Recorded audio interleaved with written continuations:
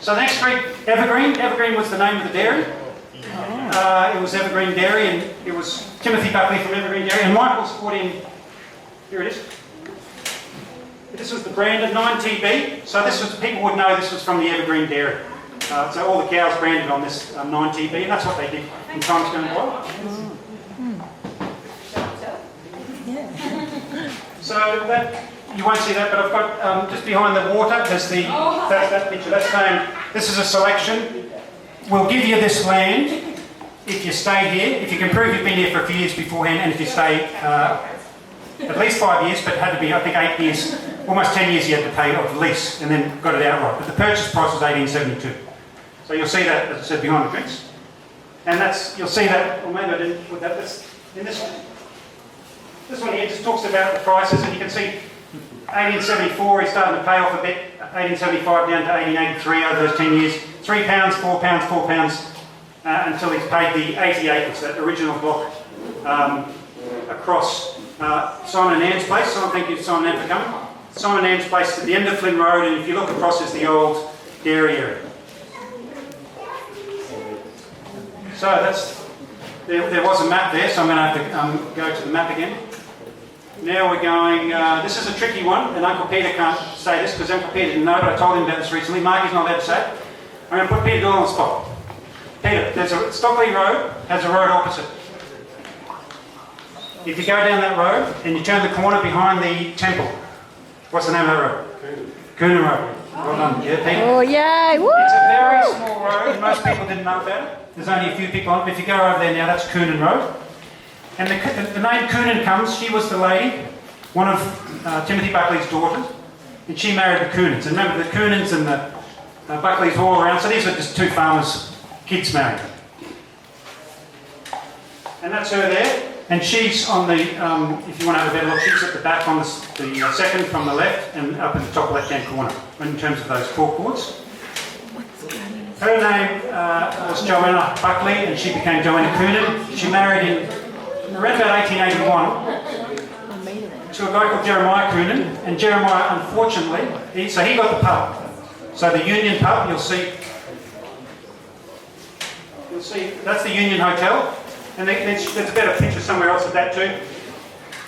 Jeremiah Coonan ran that pub on somewhere near Tully Park as a staging post, must have made a little bit of money. In the blue book you'll see all the, you had to pay for licensing. But he died in 1884, he was 30 years old, just turned 31. So he left a wife and two kids. And I'm going to ask, there'll be a trick for the next two kids, because they're also roads. So he died in 1884, and left their wife and two kids to run the pub. So that would have been tough. I think they moved back here with Timothy, because the kids then, various times, were called Coonan and Buckley. Now those two daughters we'll talk about in a second. But I've already mentioned that this map, if you look at it, it basically shows that this is the highway, this is the river, and all around this area are mostly Coonans or Buckleys. There's a crib in here, but a Coonan bought that one out, and then that was, that was a paddock for us until we sold the dairy. That was where we had, what did we have, Mum? At Lawson's. How many acres? Yeah, what was it, just weaners or something? Yeah, we had weaners. So we just had cows that weren't ready to milk over, and so that was the only one that's a non-Buckley Coonan on all this area. Down here. All this area here is Stockleigh, and I went and visited Mrs. Hawkins. She's just down the road. I went there this morning, tried to invite her to come actually. She was sleeping, so I talked to her niece. But the Hawkins family have been here since 1863. Her name's still Mrs. Hawkins. They've got a beautiful spot down there. Her family came from Devon, from a little village called Stockleigh. So Uncle Peter lives in Stockleigh, but the Foxes, who are down Flynn Road, that's South Maclean. So we're on the border here. Rockford Creek, Flynn Road area is the border between South Maclean and Stockleigh. Okay, so the next road The two main streets now, who am I going to pick? Pat from out of town, so it's not really fair. Kathy Connors, Kathy Flynn. You're a local from Jimboomba. The two main streets in Jimboomba. Joanna is one. Honora. I think I heard someone yell, but that's good. So Joanna and Honora were those two children, and they're the two streets in Jimboomba.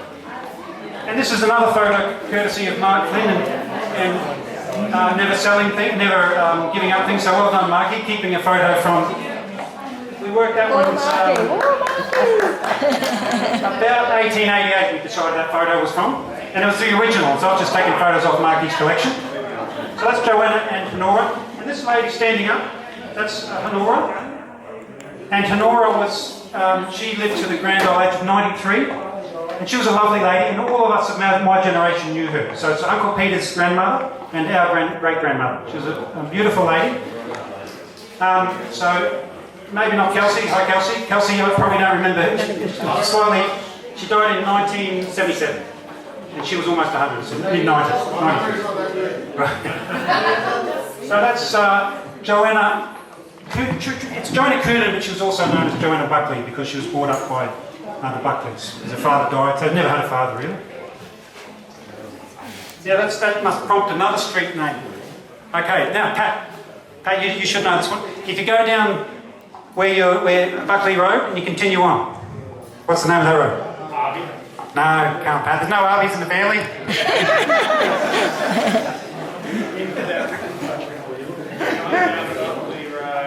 Okay, all right, Pat, you've had your 3 seconds. Now, I know Mick will know, so don't say Mick, because Mick works on a turf farm there. Who else would know? Gid, all right, he's working. Someone's yelled it out. I don't know whether we can count that back. So, now I'm trying to keep it to the direct line of ancestry, but I'm slightly diverting here. These are the Ginthers. There's a photo of them again at the back. The Ginther, this is pretty amazing. That this is courtesy of Sissy, I think. Sissy, thank you, Sissy. Sissy had a lot of great photos. Woo, Sissy! Woo! This one might have come from Marky, actually. Yeah, this one, Marky. But you did give me some similar photos. So this man, now there is a Ginther Road here, but a much bigger Ginther Road is to go to Redcliffe. And just off Anzac Avenue, they owned, one of the sons owned 100 acres, and so the Ginthers are big in Redcliffe. But even bigger, as I'll show you in the next slide or so, in Nunda. They basically were in Nunda, and they owned 8 acres in Nunda. And this man came from, both of them came from Denmark, so they're outsiders, didn't farm here, but their son did. And their son married into the family, and that's where a non-farming person came. But he must have, he did farm in Nunda, but he was a carpenter as well. He jumped off the ship when he was working. His father also died when he was about 1, and he was brought up by his uncle. He jumped off the ship when it went through Indonesia. Where's Joyce? Joyce Ordridge's mother from Indonesia.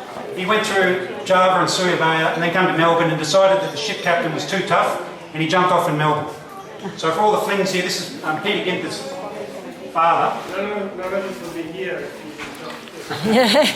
That's true, Don. That's true. It may well be, you may not see one, I don't think I put on the board. That is a letter to Mrs. Ginther that Marky still has, and it's just got Nunda via Brisbane. So in those days, the posties knew who it was. They owned 8 acres in Nunda, so as you can see, it's a stamp. It was stamped in 09, so 1909, and their address was Mrs. Ginther, Nunda via Brisbane. So things have changed, but having said that, when I was a kid, Granny would have got similar sort of letters, Kathleen Flynn, Stockleigh, or Flynn, or at least Stockleigh Road in Peter Ginther, that's the son. Why did he come here? He was a school teacher, and he met Joanna, that lady we said is one of the street. And Honora. He met Honora in probably at a ball, the local ball. That's Honora grown up. Remember Joanna and Honora, the 2 streets in Jimboomba. So that was Nana, who we knew in the mid-90s. And they had a child called Kathleen Flynn. And Kathleen Flynn, now we're getting that all of our generation know well. Probably most people here, except people come here recently, know well. That's Granny Flynn. And Granny Flynn kept the farm together because she was the only child and she enjoyed farming. She was a teacher as well. So, the street that Michael Flynn grew up on. Dominic, this is an easy one for you. Flynn Road. Flynn Road. Flynn Road, the Foxes are on Flynn Road. There's only still about, there's one before the Foxes and there's one after in Sissy, so there's only about 4 people on Flynn Road to this day. Chris, there's 3 Michael Flynns. You got to. So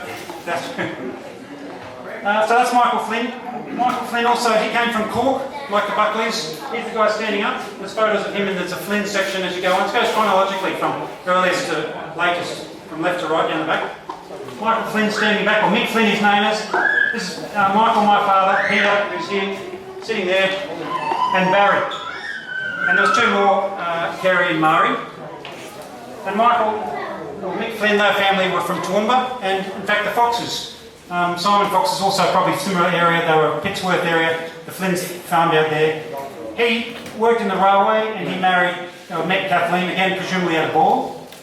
And came and worked the farm here. To there.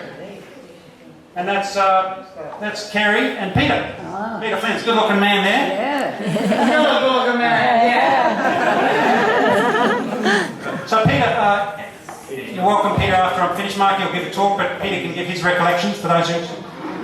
and Kerry, of course, is Mark and Paul's father, yes. And Auntie Lexi, who's also kept a lot of stuff. Oh, Kerry's nice. Barry, does Barry Flynn, Auntie Kate's come today, Barry's wife. So Auntie Kate's come, so there is a photo of this same picture down the back of Barry on the tricycle. And that leaves me... So I've got 2 more roads, I think. Who am I going to pick next? Put him on the spot. Okay, I'm going to make this. Well, I know he'll know it, so Anne. I'll put Anne on the spot because Anne's probably not going to know it. Then we'll go to the people know. Anne, there's a road on the other side of Lawson's. So the paddock, when I say Lawson's, as you come down Stockleigh Road, all that paddock on the right, we call that one Mum just said with the Wiener paddock. That was Lawson's. On the other side of that, there's a road. What's that road called then? No. Doyle. Who said that? Doyle. We need an outsider. Someone pronounce that better. So Doyle, I was going to ask Sissy next because I knew Sissy. So Doyle Road. So the next. There's a photo, and again, I may not have this on the back, but that's Murray there. There's a few other photos of Murray down the back. Murray married Danny Doyle, and so the Doyles are also like the Flynns in the last 90 years. They're Johnny-come-latelys. And that's Maclean School. Peter Ginter taught at the North Maclean School. There was a Maclean School in Tiviot Road before this Maclean School. All the kids. Now, Uncle Peter, there was conjecture whether my father went to Maclean School, but I found his ticket in 1945. So he did go there in 1945. There's books down the back for you to look at, too, Peter, that's got pictures of you in the, I'm going to say, the tennis team in the Maclean School. This is a photo from the Maclean School, which is still there to this day. If you go to the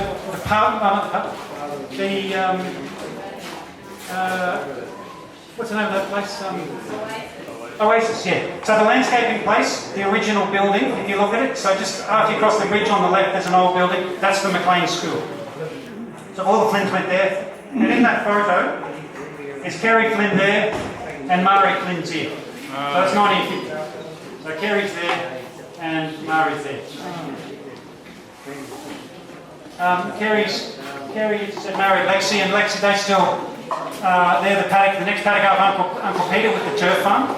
So there's still over a couple of hundred, from all of us there's still over 200 acres still left of the 600 plus acres. So the final road, this is a trick question because it's not a relative. This is a piece of land that was taken away by the government, and I remember Granny being really talked about it a bit and was upset. So the clue is, those people have come from Bow Desert and you're coming towards the farm. What's that? No? Which road do you come down from Bow Desert? Mount Lindsay Highway. Yeah, Mount Lindsay Highway. So those coming from Mount Lindsay Highway, you were actually going across, it would have been called Coonan Land and then Flynn Land. And I think around 1974, part of that was resumed, I think for an upgrade of the Mount Lindsay Highway. So that's where the paddock is turned to. And that's the letter, and the letter's in the back there, just to show you. the land comes and goes. So that is the brief summary. Did you get any money for that? Or they just like... They would have got, but it wouldn't have been worth it. Yeah, and it's an interesting point that Sean's made about money. I think that they were, well, I might be disrespectful here. I don't think they made their fortunes on this farm, because if you walk out and have a look at the paddock, you'll see this is stony ridge. It's very difficult to farm. Down, of course, near the river, it's better, but I think all this land here, the reason why there's still trees, it's all rock. And when Audrey came and put last night all those tents up because she was worried about the sun, she had about 5 goes for every peg. The rocks go down about 6 foot. So it was difficult land. Probably people didn't want it for that. It kept going, but it paid for it. You know, the kids. And then when Peter Ginther came through, as I said, he wasn't a farmer, but his daughter married, and he bought out people. Peter Ginther. And he was a teacher, and he obviously realised the value of education. So we sort of changed then from dairy farming to focus on education. So Kathleen then sold up the paddock, what we call the wire paddock, and sent Peter and his siblings to Nudgee and to All Hallows. So there was, maybe they read the writing on the wall. It's that the dairy industry was going to be tougher, and so they got in early and decided, instead of milking cows, we'll send them to get a good education. And that was Peter Ginther. But for a better part, for over 100 years, 130 years, till 1872 to 1993 or so, we were dairy farming. All of us kids remember dairy. We did it on our school holidays. We did it on weekends. We helped Greg and Charlie, the Mulhagen's Road. I should have added that road. I'm sorry, Greg. There's a Mulhagen Road as you go down the road. That's named after Greg's family. So as you're going towards Logan Village, you actually go on. It's called the Stockleigh bypass, but it's Mulhagen Road. Greg and Charlie were here for 50 years on and off the Mulhagen family, 30 years at least. All of us know Greg and Charlie and his siblings, and they did a great job here. And so they survived, but that finished in, as I said, 1993. We sent the milk mostly to Paul's. Mark, if you can give us a quick demonstration in terms of what we did with the milk, because we've got a few implements here that. Well, in the early years, most of the milk would have been separated into cream. On most dairies, there were heaps of dairies around here at that stage. But, and I would think they were all cream. Was there a market for milk in those days? Maybe we didn't rent flat whites in those days, I guess. But, so we've got a cream separator here, which is a hand one. And that works on centrifugal force. It's a pretty heavy one, so we can't. Yeah, I won't pick it up, but there is one here if you want to have a look at it. I can't see it, Mark. This is can you pick it up for me, Kelvin? I can't reach it. This is a hand-driven one. There is a motor-driven one over there, but without the top of it, I think, behind the speaker. The milk would come out one side. The cream would come out one side. The skim milk would come out the other side. And the skim milk usually went to the pigs because it was unwanted, I guess, back in those days. People weren't on diets then, I guess. And all the cream was taken to the factories in these cream cans. It was graded by a milk grader at the time. And it was all about the butter fat content. It was all about making butter. And this is a home butter churn, not the factory one. I guess the farmers probably would have had one of these, or they weren't all the same shape. This is one particular model. You put the cream in.